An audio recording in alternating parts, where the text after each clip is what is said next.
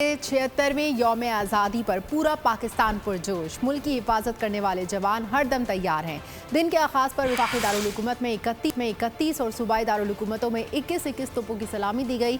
मसाजिद में नमाज फजर के बाद मुल्क कौम की खुशहाली और सलामती की दुआएं भी मांगी गई।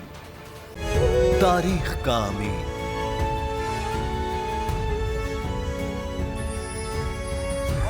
आजादी की अलामत,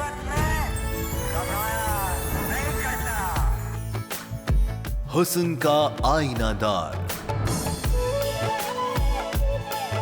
फिक्रो नजरिए की अक्कास,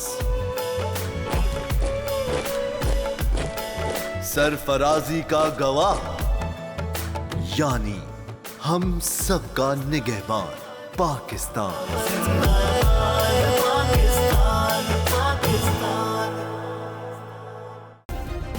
सब्सक्राइब करें और बेल दबाएं ताकि कोई खबर रह न जाए।